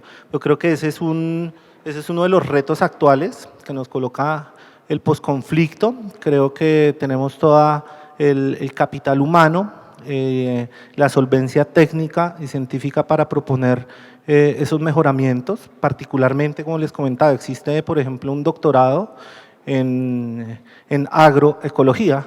Buena parte de la agroecología tiene que ver con todo el tema del desarrollo de sistemas cuyas bases no son productos introducidos, sino pues, productos tradicionales. Una pregunta desde la sede de Manizales para los profesores de la Facultad de Ingeniería. ¿Qué investigaciones se están llevando a cabo en el área de ingeniería electrónica y qué papel se está tomando en el desarrollo tecnológico dentro de la universidad? Bien, con respecto a la ingeniería electrónica, pues yo señalaba que la carrera en sí es bastante nueva, ¿cierto? 1997, pues comparado con otras. Los grupos de investigación se han venido conformando y en este momento pues sí hay investigaciones que producen, por ejemplo, circuitos específicos. Bueno, yo estoy hablando aquí un poco de un campo aledaño al mío porque yo soy ingeniero de alto voltaje. Entonces, lo que yo sí he visto es que hay investigadores, por ejemplo, Carlos Iván Camargo es una persona que está dedicada a ese diseño de circuitos y de diferentes dispositivos que podrían posiblemente fabricarse en el país, pero pues él llega pues hasta la parte de diseño, prototipo y pues alguna de pronto aplicación comercial eventual.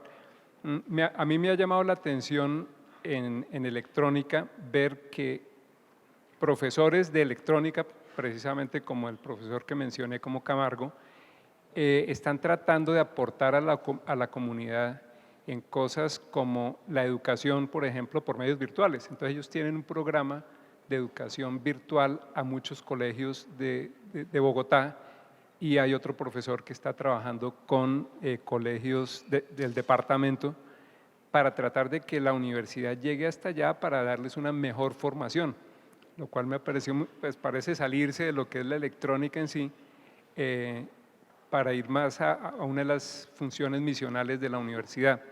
La electrónica, de todas maneras, hay que decirlo, tiene un problema grande y es que aunque uno ve que el mundo se mueve con base en electrónica, nosotros en el país la cantidad de fabricación que tenemos de dispositivos electrónicos y de grandes marcas que estén haciéndolo, pues no existe. Es decir, si tuviéramos un programa como el de Nokia de Finlandia, que decidió con mucho tiempo de anterioridad que se iban a fortalecer en eso, que iban a hacer fabricación, pues habría mucho más espacio para ese tipo de investigaciones más aplicadas. Una pregunta para el profesor Wasserman. Desde su punto de vista, ¿cuáles han sido los principales aportes de la Facultad de Ciencias a su área de conocimiento y cuáles los principales retos que ha tenido que enfrentar. Gracias, sí. Pues la Facultad de Ciencias de la sede de Bogotá es posiblemente una de las facultades más fuertes en la región. Región me refiero a Latinoamérica y el Caribe. Y un primer aporte que se ve todos los días y que quisiera yo resaltar es que educan a gran parte de la universidad. Yo creo que aquí todos han visto matemáticas, la mayoría han visto estadística, todos los de ciencias de la salud o relacionadas, ciencias agrarias, veterinaria, han visto biología, bioquímica y química. Y eso es, pues, digamos, un primer aporte muy fuerte, es decir, las ciencias básicas están inmersas en toda la formación integral de los estudiantes de la Universidad Nacional. Ahora, específicamente en áreas de bioquímica, biotecnología, que son las más cercanas a mí, los aportes han sido inmensos. Es decir, de ahí surgió el Instituto de Biotecnología, de ahí surgió el Instituto de Genética y han hecho investigaciones realmente importantes incluso en nuevas variedades, en variedades modificadas. Hay personas en biología que están haciendo transgénicos, hay sistemas de diagnóstico que han surgido, farmacia tiene varias patentes de nuevos productos derivados de productos naturales que son aplicables en el campo de la salud. Química tiene catalizadores demostrados en la industria y en la industria del petróleo. El aporte en el medio ambiente es muy notable y las escuelas de ecología, pues no existe una escuela formal, pero hay muchos grupos que conforman una escuela en el mejor de los sentidos de ecología.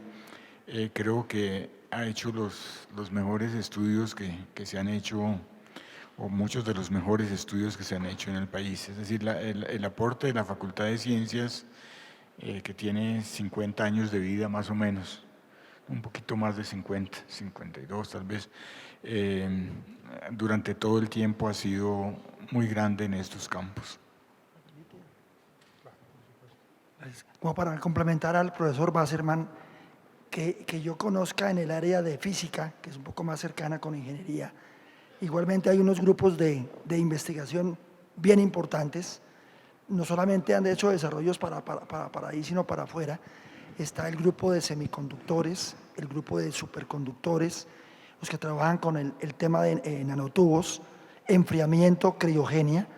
Precisamente la sesión de clausura de esta cátedra sesquicentenario el martes 23 de mayo tendrá aquí al Premio Nobel de Física del año 95, que viene con otros profesores de Estados Unidos, que han estado trabajando muy fuertemente en el tema de relojes atómicos y de enfriamientos con rayo láser, con las aplicaciones que tienen, en lo cual hay muy buen trabajo también desarrollado desde el Departamento de Física. Y para complementar el complemento, hay trabajos que a veces son un poco anónimos, pero de una importancia extraordinaria para nosotros.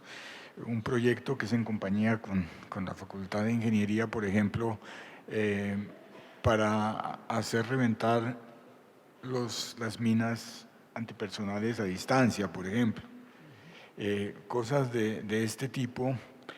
Hay dos acercamientos, un acercamiento desde el campo de la física nuclear y otro acercamiento con ondas electromagnéticas de alta energía. Es decir, dos acercamientos distintos para un problema que es uno de nuestros tremendos problemas. Gracias. Otra pregunta desde la sede Manizales, que como recordaremos, hizo su emisión sobre riesgos naturales y es para el profesor Aranda. de qué forma los grupos de investigación de la universidad en la sede de Bogotá contribuyen a la disminución y prevención de los daños ocasionados por los fenómenos naturales. Bueno, cuando uno enfrenta un riesgo, una amenaza por un fenómeno natural, es difícil hacer aportes más allá de todo el tema de generar, por ejemplo, mecanismos de monitoreo. En particular, hay un área en la facultad relacionada a la sección de suelos, agua, geomática y clima, donde vienen avanzando en todo el tema de modelamiento, por ejemplo, para tratar de predecir algunos fenómenos de estos y contribuir.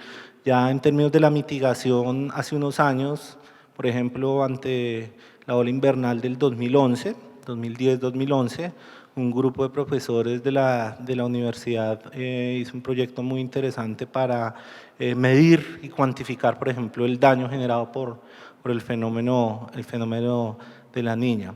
En términos también de prevenir un poco, o más bien anticiparse a ese riesgo, algunos de los elementos, por ejemplo, que tienen en cuenta los mejoradores hoy por hoy para producir nuevos materiales, es precisamente que sean mucho más tolerantes a situaciones de estrés. Hay profesores en la Facultad de Ciencias Agrarias, fisiólogos que vienen trabajando ese tema y pues evidentemente son elementos que nos permiten dar cuenta de lo que se viene haciendo desde la facultad para prevenir esos eventos o para contribuir con la solución tecnológica que le permita a los productores enfrentar esas amenazas y esos riesgos. Una pregunta para el profesor Wasserman. ¿Qué limitaciones encuentra usted a nivel bioquímico con el trasplante de cabeza que pretende realizar el italiano Di Cavanieri a finales de este año? Bueno, realmente no. No sé, yo soy malo para predecir, pero me atrevería a predecir que no se va a hacer y no va a tener éxito porque todavía no dominamos sobre todo la regeneración nerviosa y esto pues en este caso es fundamental. Pero eso no quiere decir que se pueda llegar a eso. Es decir, grandes desarrollos en este momento van en la dirección de la creación de tejidos sintéticos, no sintéticos, tejidos de laboratorio a partir de células reales, pero que diferencian en mini órganos, etcétera. De modo que va a llegar, pero yo me atrevería a pronosticar que todavía falta un rato.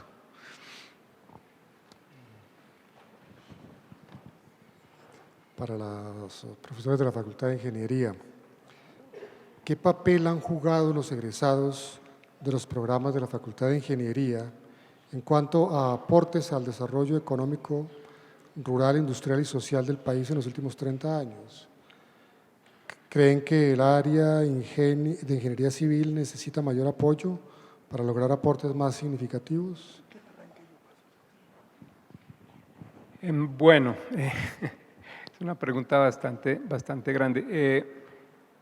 Digamos que los aportes de los egresados de la facultad son, primero que todo, habría que decir, cada día, ¿cierto? Cada día se están construyendo una cantidad de instituciones públicas, privadas y de todo tipo en donde están nuestros egresados y pues uno simplemente podría pasarle la lista, por ejemplo, al Premio Nacional de Ingeniería para saber cuáles son los que más se destacan y que se nombran como los que tienen, digamos, un mayor impacto. No sé si usted que tiene como fresco los premios. La pregunta viene para 30 años, o sea, tomemos el último subperiodo del 80 para acá. Digamos que hasta el año 80, y hablando también del premio, la gran mayoría eran aportes, por supuesto, en grandes obras, viaductos, carreteras, en otra época ferrocarriles, trabajos en el canal del dique, por ejemplo, hace mucho tiempo, centrales hidroeléctricas, etcétera. Y a partir del 80, sin haber dejado de trabajar en el tema, de las grandes obras. Hay un ingeniero muy importante que ha ganado seguidamente el premio, que es Gregorio Rentería Antorversa.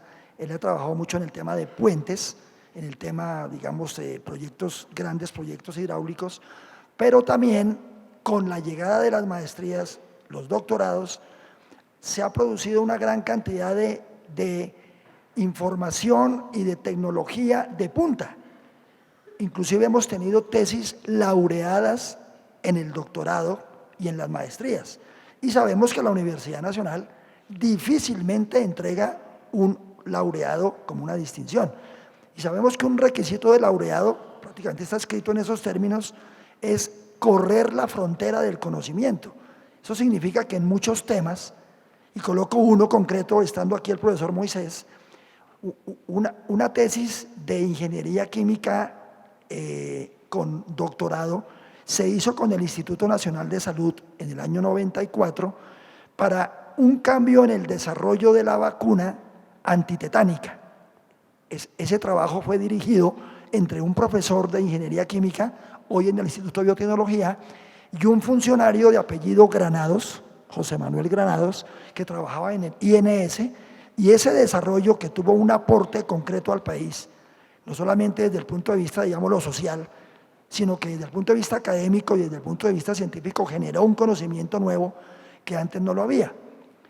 Igualmente, por ejemplo, en el tema que lo conozco de cerca porque estoy en ingeniería química y ambiental, el tema de calidad del aire ha sido un tema bastante fuerte para los aportes del grupo de calidad del aire, que inclusive organizaron, y ya se volvió una tradición, el primer Congreso Latinoamericano de Calidad del Aire. Ahora es un evento anual que se está haciendo y que lleva una cantidad de trabajos supremamente interesantes.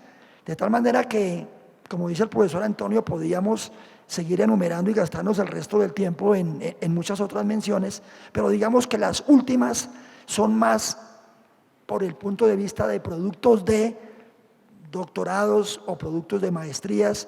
El grupo del profesor González con un profesor de medicina, que es un grupo bastante interesante, de telemedicina, creo que ha generado unas cosas muy interesantes. Sí, la pregunta es tan amplia que para responderla tocaría tener cada uno de los especialistas. Voy a acordarme de mi vida como especialista.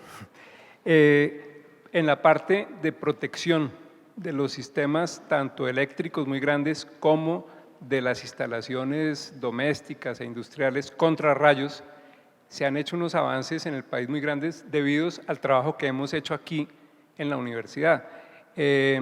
Colombia está ubicada en una de las partes que más rayos caen en el mundo y nuestros edificios y nuestras fábricas están recibiendo permanentemente rayos que están dañando equipo. Por trabajo de nuestro grupo se llegó a que en Colombia se cambiara la práctica de protección de los edificios. Antes solamente se colocaba un pararrayos en la mitad de una azotea inmensa y pues con el trabajo del grupo se vio que eso no era suficiente y ya vemos por todo Bogotá que las protecciones contra los rayos han cambiado radicalmente por eso.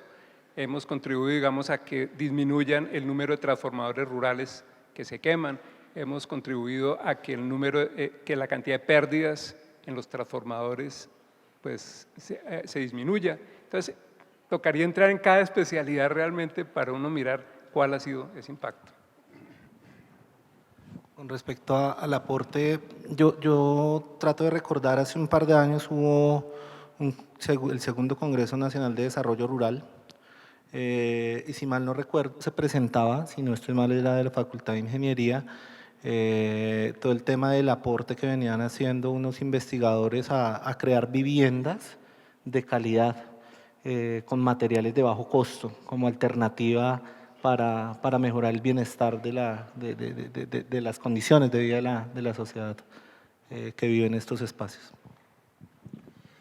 Profesora Aranda, en los mencionados modelos de desarrollo endógeno, ¿de qué forma se contemplan costumbres y conocimientos ancestrales? Pues enhorabuena la pregunta. Hoy por hoy el país se enfrenta en el escenario de posacuerdo a implementar lo que han llamado el desarrollo rural integral, que no es nada más ni nada menos que uno de esos modelos de desarrollo endógeno. Lo que proponen los acuerdos es básicamente implementar el enfoque territorial del desarrollo rural. Y ese enfoque territorial del desarrollo rural tiene como objetivo básicamente lograr transformaciones institucionales y productivas para que desde el medio rural los propios actores se empoderen de su realidad y propongan alternativas, ganen en términos de gobernanza territorial para mejorar sus condiciones de vida. Yo creo que buena parte del reto que tenemos hoy por hoy desde las ciencias agrarias es lo que yo les mencionaba como gestión social del conocimiento. Es acercarnos con las comunidades rurales, reconocer que existen dos conocimientos, un conocimiento técnico, científico que generamos desde la universidad, pero que es igual de valioso o tal vez es menos valioso y resultaría ser más importante todo el conocimiento de los actores locales en relación, por ejemplo, a la conservación y el manejo de la agrobiodiversidad, al manejo que estas comunidades le dan, las comunidades rurales le dan a sus propios ecosistemas, y creo que en ese sentido hay un trabajo enorme por realizar. Hoy por hoy lo que requerimos es generar un modelo de desarrollo que haga inclusión del medio rural, cerrar brechas entre el medio urbano y el medio rural. Y la única forma en que se logra eso es precisamente volteando los ojos hacia los territorios rurales, trabajando con las comunidades rurales y evidentemente poniendo en valor no solo su conocimiento, sino los recursos específicos con que cuentan esos territorios para soportar el desarrollo. Para mí ese es el desarrollo endógeno y creo que ese es el reto que no solo tiene la Facultad de Ciencias Agrarias, es un reto para toda la universidad y el aporte que podemos hacer como universidad en la etapa de posconflicto es precisamente eso, es algo de tratar de, además, de asumir el reto de hacer el abordaje complejo de esa realidad rural y proponer soluciones transdisciplinares. En la facultad venimos desarrollando de hace unos años, unos 5 o 6 años para acá, proyectos donde, como les decía, nos vinculamos no solo en ciencias agrarias, sino trabajo social, la Facultad de Ciencia, la Facultad de Ingeniería, la Facultad de Medicina, y contemplamos ese abordaje y ese trabajo con las comunidades buscando desde nuestras disciplinas soportar o aportar para que esas comunidades logren su desarrollo. Una pregunta para el profesor Wasserman. ¿Cree usted que una posible solución para mejorar la calidad de vida humana sea convertir a nivel bioquímico el cuerpo humano en una maquinaria realmente eficiente? Pues nuevamente es un poquito de ciencia ficción por el momento, pero no tan lejana. No creo que sea cuestión de volverla más eficiente, es bastante eficiente y se ha logrado inmensos avances para el 1950, que no es hace tanto, aunque les parezca a ustedes que es hace mucho. Para 1950 la expectativa de vida era de 40 años y hoy sobrepasa los 70 y en algunos países se está acercando a los 90 ya. En Japón para las mujeres es ya de 90 años. Es decir, que ha habido cambios, no implica cambios en la naturaleza misma, pero sí cambios en las condiciones que permiten vivir más y mejor.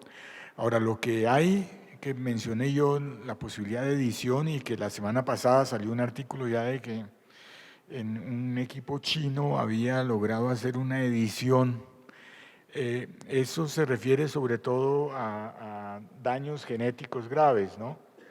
Un daño genético grave que puede ser arreglado en el embrión y en ese caso queda arreglado permanentemente y también hacia las generaciones futuras. Muchos se asustan con eso, les parece que hay algo muy terrible allá, pero yo me pregunto si uno puede hacer cirugía para un labio leporino ¿por qué no hacer cirugía para una enfermedad metabólica que va a causarle tremendo dolor a la persona y a su familia? De modo que obviamente eso es una discusión y la discusión ética no se ha resuelto y no hay en este momento posibilidad de avanzar en eso hasta que no se resuelva esa discusión ética.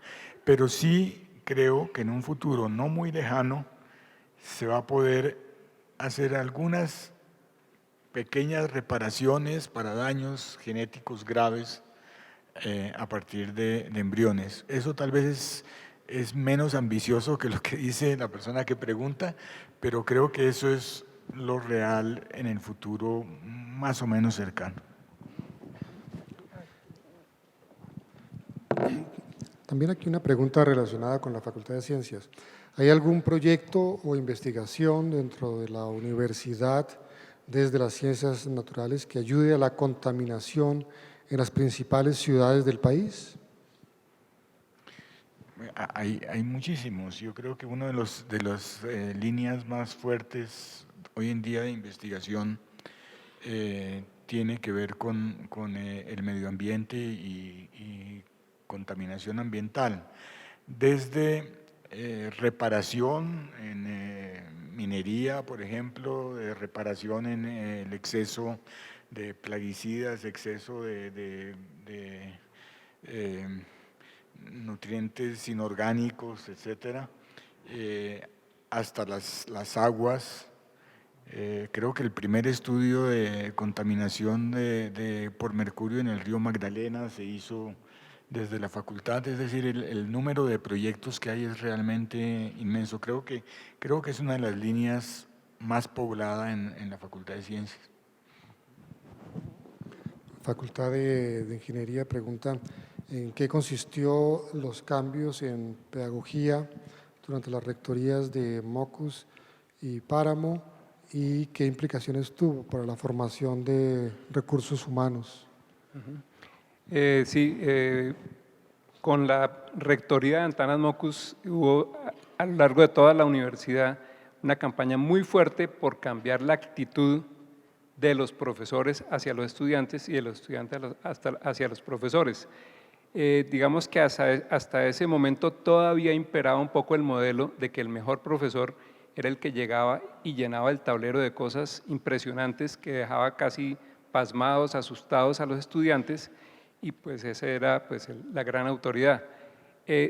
Desde la reforma de Antanas se decidió hacer énfasis en el estudiante y en la actividad del estudiante. Entonces eso se llamaron las pedagogías intensivas, por medio de las cuales el estudiante debe ser más protagonista en su aprendizaje que lo que era antes. En este momento, pues afortunadamente, Internet pues ha venido a reforzar esa actitud, pero ha habido cambios, digamos, en muchos salones. Entonces ya no es el salón, hasta hace algunas décadas los salones todavía, algunos tenían tarimas para que el profesor desde la tarima diera pues la cátedra magistral. Ahora hay muchos salones en donde son mesas de trabajo, donde se discute, donde se resuelven problemas o preguntas conjuntamente, y digamos que todo eso fue fruto de todo un estudio, un grupo de pedagogía que empezó un profesor italiano, Carlo Federici, con sus estudiantes, uno de los cuales pues era Antanas Mockus, y pues cuando llegó Antanas a la rectoría, pues el cambio que se hizo fue realmente profundo y con unas bases pues bastante importantes, digamos, a nivel de la teoría que lo sustentaba. Yo creo que uno de los aportes más interesantes de la Rectoría Páramo fueron las sedes de frontera. Y me parece que el hecho de que ya hubiera sedes, no solamente las tradicionales de Bogotá, Medellín, Manizales y Palmira, permitió que se hicieran otros estudios, se miraran las otras regiones y desde el sur, desde el norte, desde el oriente, San Andrés, etcétera, se podía tener una nueva mirada mucho más regional, mucho más particular, dentro de la lógica de lo que es Universidad Nacional de Colombia y no Universidad, digamos, Nacional de las capitales. Eso de alguna manera ha mejorado la formación de recursos humanos y ha permitido un trabajo mucho más cercano con la comunidad. Ahora el proyecto que se está llevando en Tumaco, por ejemplo, en Villagarzón, Putumayo, son pequeños modelos, pero que se va llegando un poco más a la gente, a la comunidad, a los colegios, y entonces eso va a la larga a influir en la posibilidad de que la gente conozca más su región y vea cómo aplicar algo, ya que lo que decía el profesor Yesid, de las fortalezas regionales las puedan estar estudiando. Y otro tema interesante me parece que es el hecho de que existan cátedras como estas, que tienen que ver con lo que son los componentes nucleares en los planes de estudio, que en algunos casos son el 20% de la carrera, pues ha sido una opción muy interesante para que efectivamente haya esta interrelación entre diferentes carreras. Yo podría estar seguro que hay por lo menos un estudiante de todas las carreras de la sede de Bogotá en este momento en el León de Grave. Y el hecho de que estén trabajando, se conozcan y conversen, me parece que es una manera también de enriquecer a futuro la formación de nuestros nuevos profesionales de Colombia. Para el profesor Aranda, ¿qué se puede hacer para recuperar los suelos deteriorados por el monocultivo de coca? Pues creo que es un reto para algunas escuelas. Yo particularmente reconozco en la facultad, por ejemplo, el trabajo del profesor Jairo Leonardo Cuervo, el director del grupo CIPAF, de Sistemas de Producción Agroforestal. Él trabaja en temas de bioremediación.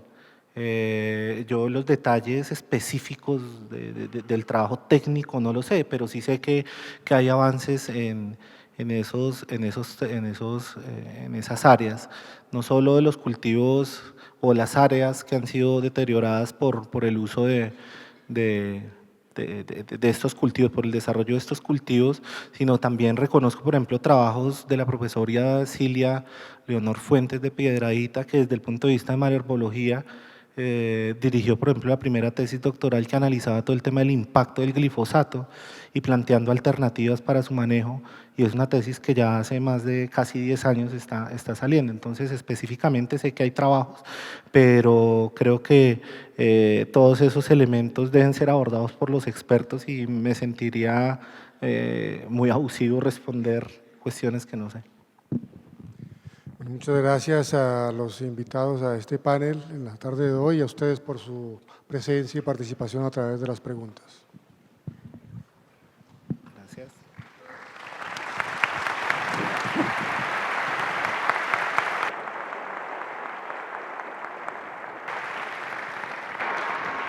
Les damos muchas gracias por la asistencia en el día de hoy, gracias a nuestros panelistas. Y les recordamos que de hoy en 8 reanudaremos la sesión de nuestra cátedra. Por favor, en este momento los monitores se están ubicando al lado de sus filas para que entreguen los resúmenes de esta segunda parte. Muchas gracias y hasta una próxima oportunidad. Sesquicentenario Universidad Nacional de Colombia. Patrimonio de todos los colombianos.